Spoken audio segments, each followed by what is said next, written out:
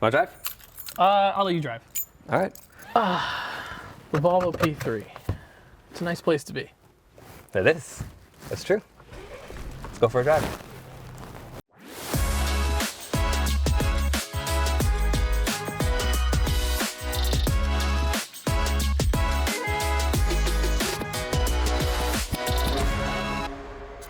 How long have you owned this? A couple years now?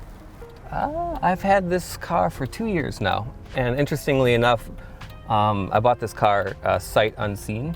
And the first time I drove it to FCP Euro, it actually broke down because the water pump went bad. So I was driving down 15 Merritt Parkway, and I looked down, and the gauge was all the way to the top, and I got a big warning because it's a completely digital dash. They basically covered up the whole dash and said, temperature or low coolant, stop the car immediately.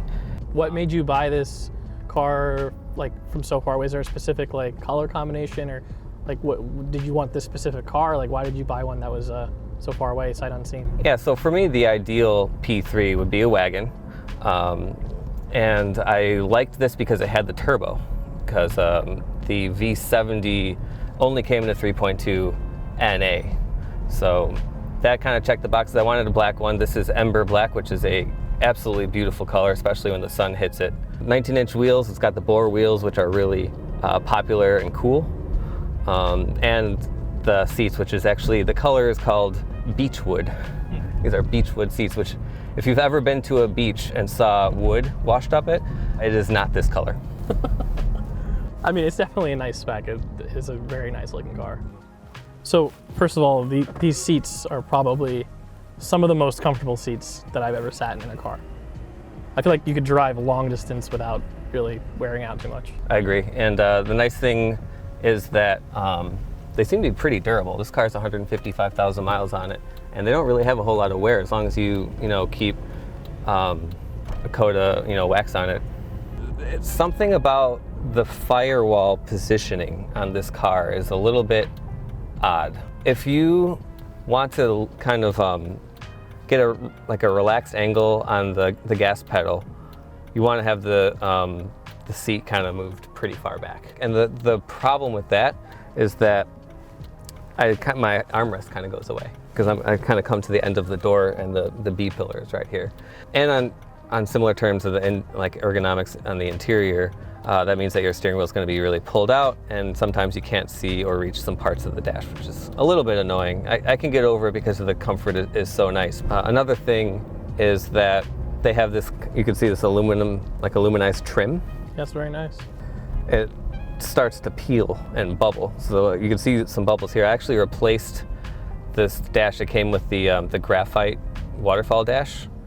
I put in the Urban Wood dash, which I love. One of the downsides is that it is a base model, so it has the 300 millimeter brakes, which are small.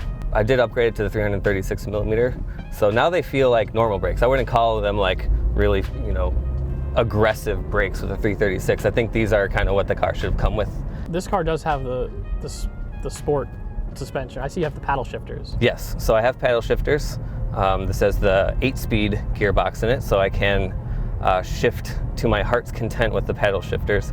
It is a slight bit laggy. Yeah, I mean it's not going to be like a dual clutch. No. Like you find in a Volkswagen, but I mean I think the shifts feel pretty good. It doesn't rev match on the downshifts though, right? No, and I don't get that nice DSG burble either. Not a bad transmission overall. So yeah, the transmission's all right. It is very efficient. It actually has 2 overdrives. So the 6th gear is a 1-to-1, and then the 7th and the 8th gear are less than that. On the highway, it gets like 38 miles per gallon if I put it into eco mode. Eco mode is really nice if you're just cruising down the highway because you won't even notice that it's on. It will turn off your AC compressor, but you could turn it back on and it won't make a considerable amount of difference. Now we're on this twisty road here. It does have the sport suspension. Yep. It feels pretty firm. I mean, how does it handle and ride? The thing about the sport suspension, it's harsh. It's a harsh riding car when I got it, and I was actually a little bit unhappy with how hard it rode because yeah, I bought a Volvo station wagon. I want it to be a little bit sporty, but I also want it to be comfortable, and it wasn't really comfortable, especially on really harsh roads. So one of the biggest solutions that I found to the problem with the harshness of the suspension of this car was changing the run flat tires to just a normal pneumatic plain tire. Yeah, I mean, we hear that with a lot of cars. That made all the difference in the world. I mean, it feels like a corner is really flat. I mean, it really... It does.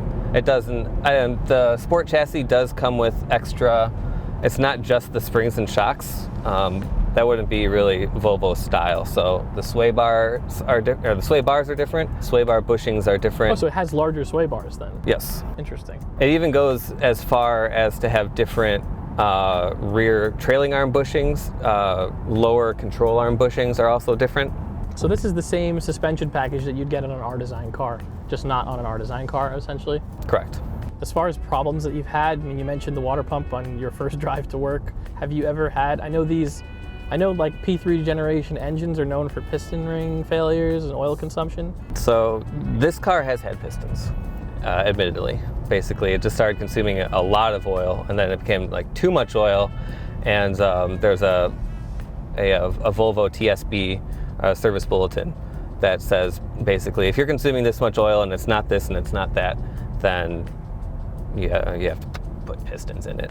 So this only affects like years around like 2013, 14, 15, around there. The updated pistons are perfectly fine. I think they went to kind of a more conventional style. So luckily I didn't have to do the pistons. Other than the water pump failing, I haven't really had any major issues with this vehicle. One thing I did do was the timing belt. It has 150,000 miles on it. I didn't know if it had ever been done. I assumed that it had been done because the engine had work. Yeah. I guess there was one other thing that I noticed, but it's not necessarily a failure per se, but when it's cold out, the blower fan screeches.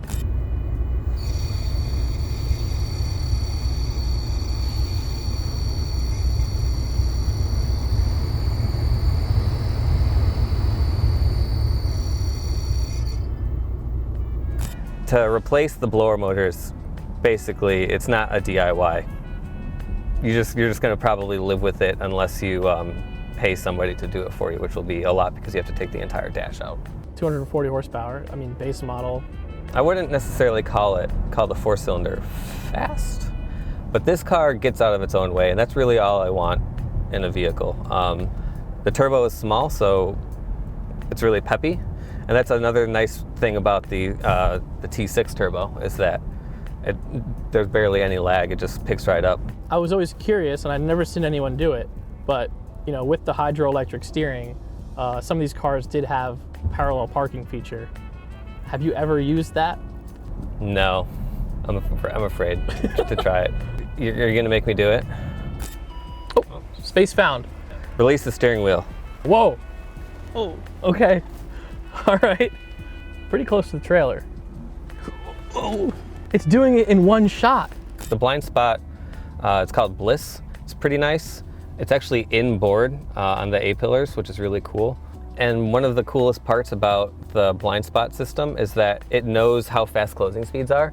So if a car is coming really fast, it'll turn on way earlier, so it'll give you like reaction time. And that goes with the radar system too for like the parking beeper, like the beeping parking sensors.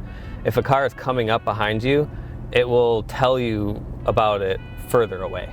I feel vibration. Yeah. Those are bent wheels? The wheels are bent. The 19-inch, the bore wheels, I think are probably a little bit soft. So just avoid some potholes if you have the 19s. Try to your best to, I guess. Yeah, definitely avoid potholes if you have the 19s, especially with sport suspension, especially if you have run flats, because you'll bend your wheels. Yeah. Okay. All right. Well, Adam, I really appreciate you taking me for a ride in your V60. No problem, man. And it was a blast. Yeah, I guess we'll head back to the shop. Yep.